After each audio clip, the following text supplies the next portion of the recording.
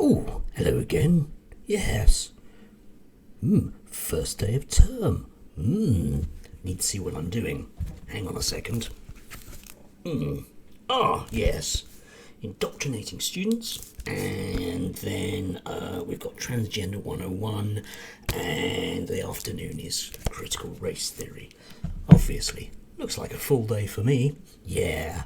Anyway, today I want to talk about conspiracies and conspiracies in plain sight. I've spent a reasonable amount of time online. My life. I spend a reasonable amount of time online, and I like to go on various right-wing sort of discussion sites, one might say, particularly on YouTube, places like Talk Radio, and just generally throw grenades at people, metaphorically or otherwise. And people constantly tell me what my job entails. People that haven't been in school since 1975, roughly, will tell me earnestly what I do for a living, which appears to be lying to children and magically making them think things that they didn't already. Okay? I love being told by people what I do for a living.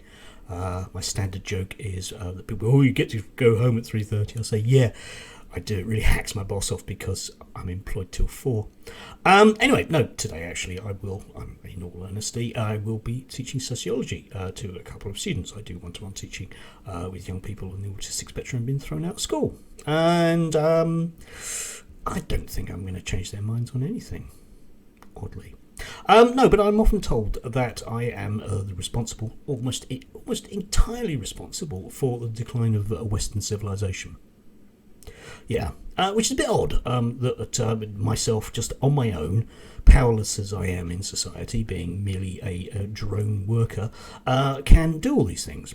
And it was interesting in this kind of mindset because what it says is that so long as I take the proposition that you are part of a conspiracy to change the world and to ruin children or whatever it might be, then I therefore have to sort of like build this edifice around it. So it goes something like this, okay? You don't actually have any power, therefore I'm going to have to imagine that you have power. And the way that I do that is I presuppose that you have a political agenda that you've agreed with all other teachers. All of them, apparently, apart from those ones maybe that get kicked out of Eton for saying the wrong thing about women. Anyway, all of them, okay? So somehow magically I'm meeting up in a huge Zoom meeting, presumably weekly or something, with all other teachers, and we decide what we're going to do. And we then go into classrooms and do it, ignoring things like the national curriculum and Ofsted and the government and everything else. So, but we do it in secret, so you can't actually see it, okay?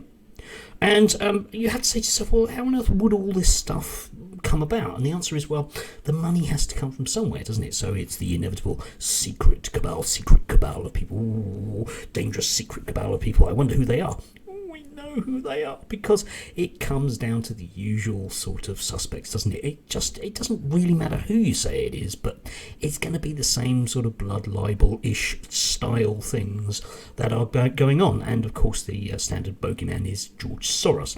So apparently, today I'm going to go into school. I'm going to indoctrinate young people secretly, somehow or other, utilising money from George Soros, and in a program that I've agreed with all other teachers to destroy the family in Christmas and what other things are sacred? Cricket, I don't know, whatever it might be. And, people will earnestly tell me this online, and they get very angry, very, very, very angry about it, which is good. Keeping people angry, the right-wing press, the right-wing media is astounding. Whereas, of course, there are conspiracies in plain sight. If you actually look at the people that are running the country and the type of things that they're doing, they will tell you quite blatantly what they're doing, and people will go, oh, never mind, I'm worried about people on boats, the brown people on boats coming in, because, it's almost a Pavlovian response. I don't really know when this stuff is realistically going to change. There will be a generational change. The people that the young people I teach, I don't teach them to think things, I teach them to think about things, which is subtly but importantly different. But is, you know, news this week. It's going to be up there, isn't it? No, it's going to be up there. You see, I can't actually see what I'm doing because it's the up there, other way around. Get confused. The Conservative Party is run by people that went to posh schools. About half of them. It's actually quite a low number for the Conservative Party because they do like to keep people in cabinet who, you know, look like they're ordinary people. Look like ordinary people. Don't act like it. Just look like it, you know. You know who they are. Yeah. It doesn't matter how incompetent they are, they're just there. But, you know, the majority of them still went to public school. If you look at people like Boris Johnson, he runs the country in the same way that, you know, public school boys run the rest of the world. They simply get together with their mates and decide. Do you see the way that this is a group of people getting together and deciding things? And they don't need George Soros's money because they've got their own. Anyway, they're going to change the rules, of course, on party donations, which means that anyone abroad can just give them as much money as they see fit. Because, you know, the Conservative Party doesn't actually have any members that are under 90. So that money has to come from somewhere. Because in a democracy, it's vitally important that the voices of the unheard tax dodgers abroad are given some form of representation. Anyway, that's your conspiracy in plain sight. And you point this out to people and they go, no, I'm not really interested in that. And it's like, well, okay, then don't be. But you're basically complaining about unicorns on your lawn when you've got moles. Is that a metaphor? It is a metaphor, isn't it? But it's not a very good one. So I'm going to apologise. Anyway, I need to head off and to, you know, warp young minds with wokedom and the Frankfurt School. I love the Frankfurt School, don't you? Yeah, I went to one of their art exhibitions once. It was a bit rubbish. It was just geometric shapes. Yeah.